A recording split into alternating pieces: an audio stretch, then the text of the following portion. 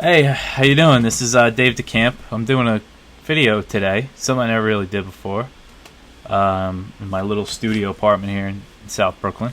I wanted to do a video because I saw this insane, crazy article published on the Committee on Present Danger China's website. The committee, it's a hawkish think tank, anti-Beijing think tank that was founded last year by Frank Gaffney, who is a crazy neocon. He was a PNAC neocon, the Project for a New American Century, kind of now the infamous think tank that wrote Rebuilding America's Defenses in 2000, which called for a new Pearl Harbor.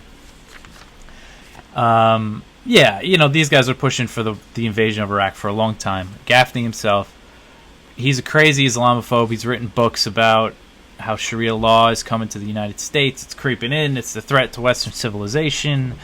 He said Saddam Hussein was not only involved in 9/11, but the World Trade Center, Oklahoma City bombing. I mean, this dude is fucking crazy.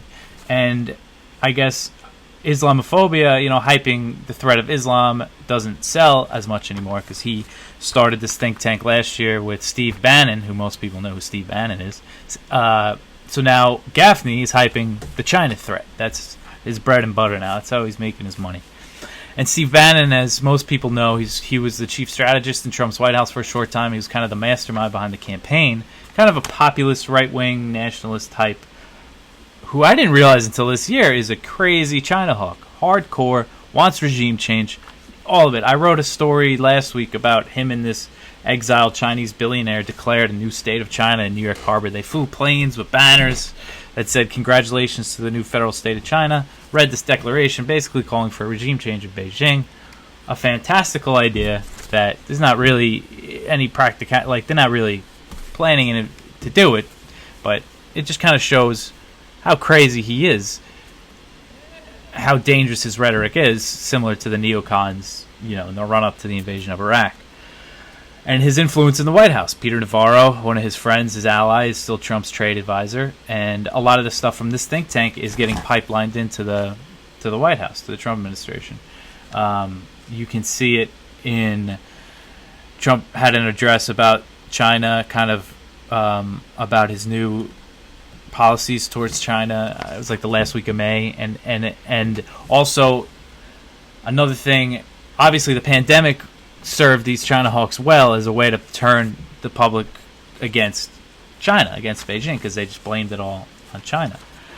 And they're on their homepage for a while. There was they put together a list of examples of how the CCP covered up the coronavirus, in the early days of the outbreak, how they covered it up.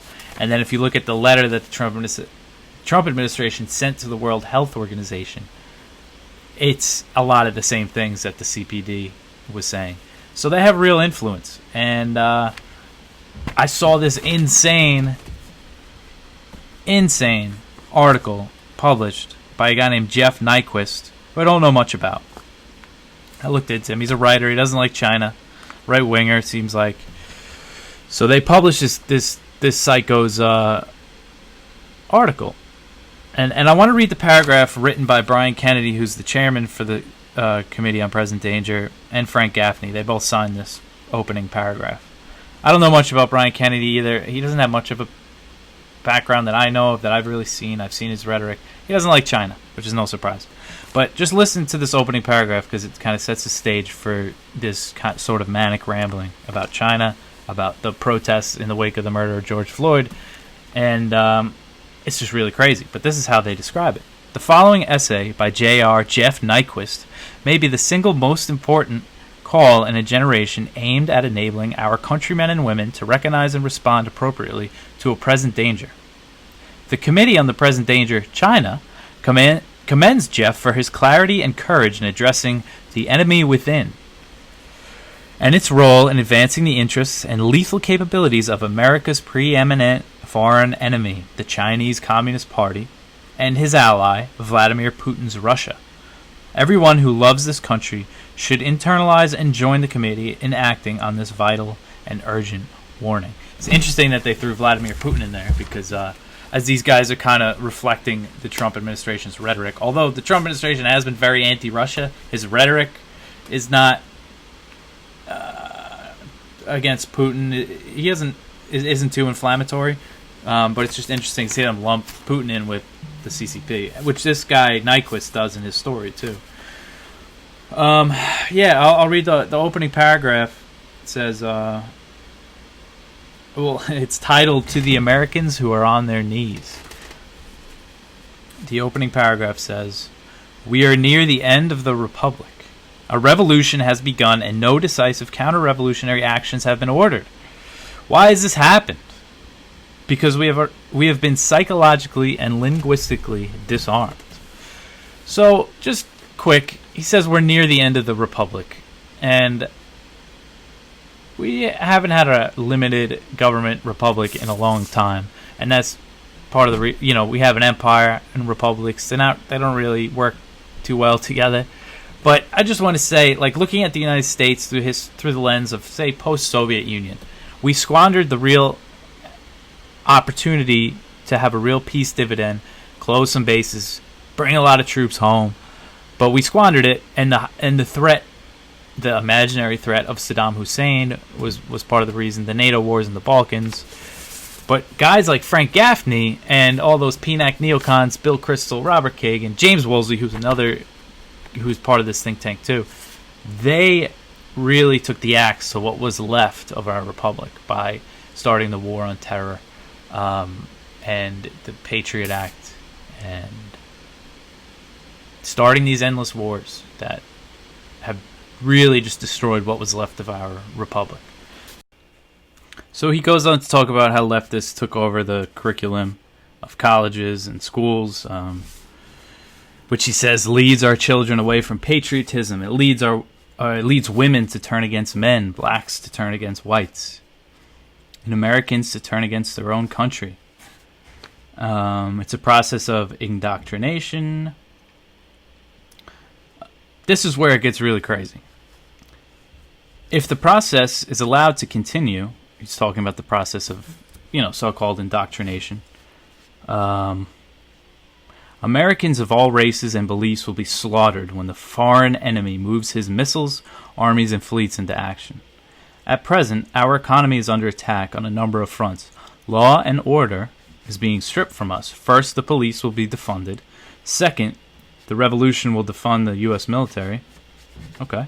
Third, the Chinese and Russians will bomb and invade the country. No, they won't. We can largely defund the military. Not that I think this is going to lead there. I don't think there might be some change, police reform, but I don't think this is really going to go that far, unfortunately. But we can close down bases all over the world. We can end NATO. We can get out of Okinawa, island places where people do not want a U.S. military presence. South Korea, we could just leave. We actually could, and it would not. And we live in North America. I'm not sure if this author is aware, but we can easily defend our continent. And the idea that defunding the U.S. military set us up for an invasion is just silly. It's the mind of somebody that believes in U.S. global hegemony, which many of these people do, obviously.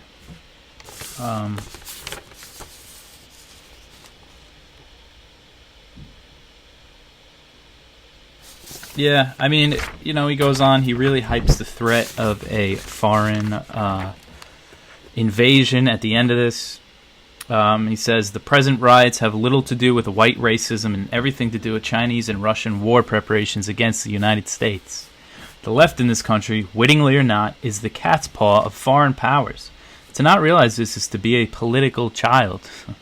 It signifies ignorance.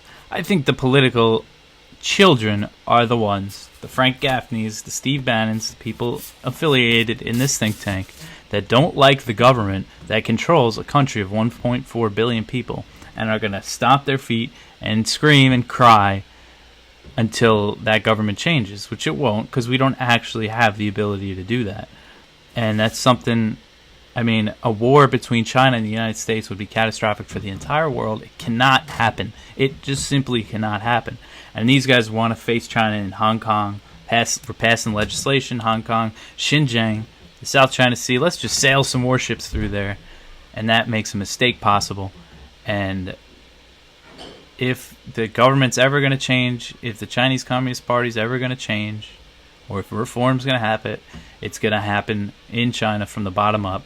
And of course, they'll say that the government is authoritarian and crushes dissent, which is true to an extent. I don't live in China. I've been to China. It's great. People are living pretty damn good there. I don't think they want these guys' help. I'm sure that some of them do, but considering all that those people have been through, I don't think that they want the United States military to come liberate them. So, yeah, political child, if you're carrying on about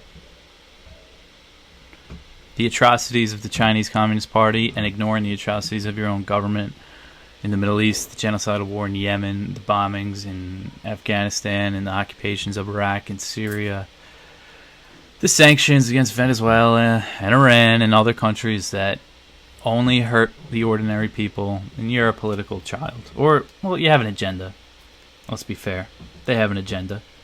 They're smart. Steve Bannon's not fucking stupid, I'll tell you that.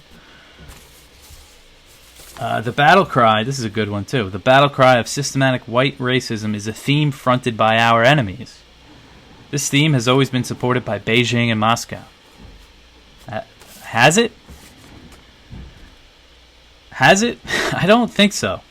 But I'll tell you one thing is that we have supported protests in Hong Kong for a long time now, and I mean, it's a point that I shouldn't have to make, but the U.S. meddling and intervention is just on a colossal scale compared to anything that Beijing and Moscow are doing to us. Anything. And the example of how little they're actually meddling can be shown in the fact that all they do is they point to state media coverage, RT, Global Times coverage of what's going on, public, state-funded media. Everybody knows the state media, and they're commenting on the protests. And some of the Chinese media is like kind of trolling us because of how our media focused on Hong Kong for so long, where no cops have killed any protesters still. And yeah, so we do the same thing. We have our propaganda arm, Voice of America, Radio Free Europe, Radio Free Asia, and we also have the National Endowment for Democracy. We put money into protests in other countries. We directly intervene in their affairs. And if you don't want to invite meddling into your own affairs, a good thing to do would be to stop meddling in other people's affairs. We have so many problems here at home with the pandemic, the protests. There's so many homeless. Our infrastructure is just crumbling while we worry about what's going on in China and we worry about what's going on in the rest of the world. And people like this and the CPD, they find a foreign enemy and they distract us from our own government's failure and atrocities and racism and authoritarianism that we all accuse China of. That's all that facial recognition and that stuff's coming here if it's not all here already. The warrantless wiretapping. I mean, come on. Why am I worrying about what's going on in China when the same shit's happening here? Now, we have free speech more here, which is great, and I love it and appreciate it. And, I have all the sympathy in the world for the people of China if they want more freedom. But we have our own problems to deal with.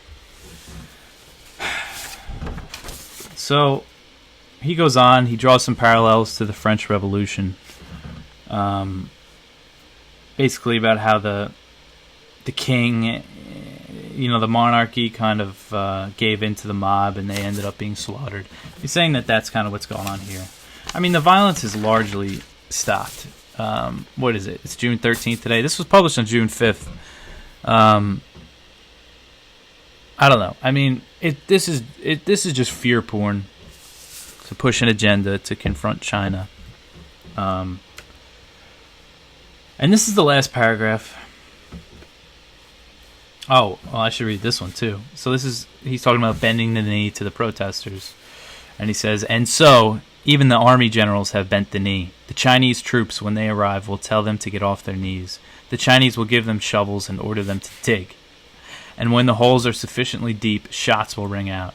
Then body after body will fall into the holes. And the People's Liberation Army will, with soft dirt, cover the holes into which the corpses have dropped. Ooh, that's some... It's just unhinged. And this is the last... I'll end with this. I mean, this is his last paragraph. So, to our politically correct jackasses, you ought to be ashamed because you are a pack of unmanned, sniveling, disgusting, senseless, dead men walking.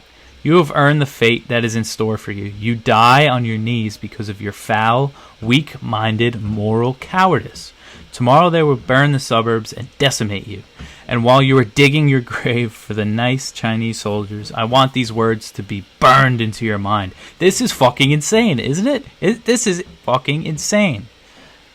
These are the words you want to be burned into your mind when the Chinese soldiers are digging your... What the fuck? You betrayed your country for 30 years of peace and prosperity. When your enemy took over the schools, you didn't care. When everything at the store was made by your enemy, you liked the low prices. When your enemy ran for Congress and the White House, you voted for him. And you congratulated yourself on being virtuous. But you aren't virtuous. You are cowards. You went along with the communist lies. You flattered yourself about winning the Cold War. You pretended that China was a country we could do business with. But now the time has come for you to suffer. And that's it. And I'm going to throw this piece of trash right in the garbage where it belongs, now that I'm done with it, because it's fucking trash. The idea that Congress is China is stupid. One thing I point to in my writing is that the Hong Kong Human Rights Democracy Act, the Uyghur Act, there's the Taiwan Taipei Act. There was an act to stop sending tear gas to Hong Kong police, which is funny because now our police are using it a lot on protesters. Blasted. There's no opposition to those policies. The real anti-China legislation. The same thing with Russiagate. Trump might say, "Hey, let me do some business with Russia," but you see his legislation and the moves that he makes are actually anti-Russia. The legislation that's going through Congress passes just about unanimously. It passes unanimously through the Senate. What else passes unanimously? It doesn't pass unanimously through the Congress. There's one congressman, Thomas Massie, who does not vote, who's been pretty consistent. I think he voted for the thing that banned selling the tear gas to the police in Hong Kong. I'm not quite sure.